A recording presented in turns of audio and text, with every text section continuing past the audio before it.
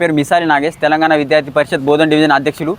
ఏదైతే దాదాపు 2-3 రోజుల నుంచి ప్రైవేట్ స్కూళ్ళలో బుక్స్ అమ్ముతున్నారని న్యూస్లో రావడం జరిగింది. దానిపై మేము వెంటనే స్పందించి ప్రైవేట్ స్కూళ్ళలో బుక్స్ అమ్ముతున్నారని మాకు తల్లిదండ్రులు కాల్ చేసి చెప్పడం వలన మేము వెళ్ళి చూస్తే అక్కడ ప్రైవేట్ స్కూళ్ళకు విచ్చలవిడిగా ఫీజులు వసూలు చేస్తున్నారు. దీనిపై మేము వెంటనే ఎంఈఓ గారికి ఫోన్ చేస్తే ఎంఈఓ గారు దీనిపైన నాకు ఎలాంటి అవగాహన లేదు, దీనిపైన నా దగ్గర ఎలాంటి ఆర్డర్ కాపీ కావచ్చు ఏమీ కూడా లేదు, ప్రైవేట్ స్కూల్లో బుక్స్ అమ్మరాదని అనడం జరిగింది. కావున దీనిపై మేము ఆర్డర్ కాపీ కూడా తేవడం జరిగింది.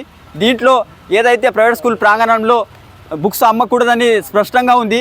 అయినా కూడా విద్యాశాఖ అధికారులు అంటే విద్యాపరంగా అన్ని అవగాహన ఉండే బాధ్యతలు నిర్వహించాలి. కానీ పేద మధ్యతరగతి విద్యార్థులకు ముక్కు పిండి మరు వసూలు చేస్తూ ఉన్నారు ప్రైవేట్ స్కూళ్ళ యాజమాన్యం.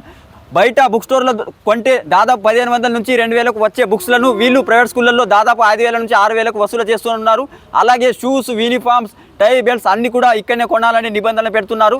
ఇక్కడ నో ప్రాఫిట్ నో లాస్ కింద అమ్మొచ్చని స్పష్టంగా ఉంది. కావున అయినా కూడా వీళ్ళు కనీసం 3 బుక్ సెంటర్ల పేర్లను వీళ్ళు రసీదు మీద రాసి ఎక్కడైనా కొనాలనే నిబంధనలు నిర్వహించాలి. కానీ వీళ్ళు ఎక్కడ కూడా కొనొద్దు, వేరే బుక్ స్టోర్లలో కొంటే మా దగ్గరనే కొనాలని కిరాయి సెంటర్లు ఏర్పాటు చేసి అక్కడ బుక్స్, యూనిఫామ్స్, టై బెల్ట్స్ అన్నీ కూడా డిక్షనరీ బుక్స్ వాళ్ళ స్కూల్ లోగోతో సహా అమ్ముతూ ఉన్నారు. కావున దీనిపై వెంటనే జిల్లా అధికారులు కూడా స్పందించి దీనిపైన కఠిన చర్యలు తీసుకోవాలి. అలాగే అవగాహన లేనటువంటి ఎంఈఓ అధికారిని కూడా ట్రాన్స్ఫర్ చేసి మాకు కొత్త వేరే ఎంఈఓ గారిని ఏర్పాటు చేయాల్సిందే మేము తెలంగాణ విద్యార్థి పరిషత్ కోరుతున్నాం.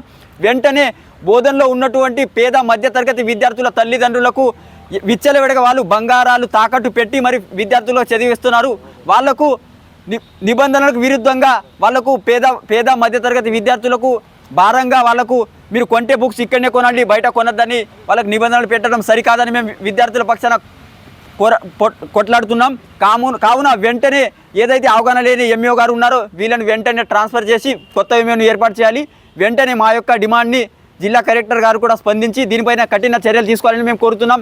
లేని ఏడలా మేము దీనిపైన పెద్ద ఎత్తున ఆందోళన కార్యక్రమం నిర్వహిస్తాం. డిఓ కార్యాలయం కూడా ముట్టడికి నిర్వహిస్తామని త్వరలో నిర్వహిస్తాం అని ఈ సందర్భంగా హెచ్చరిస్తున్నాం.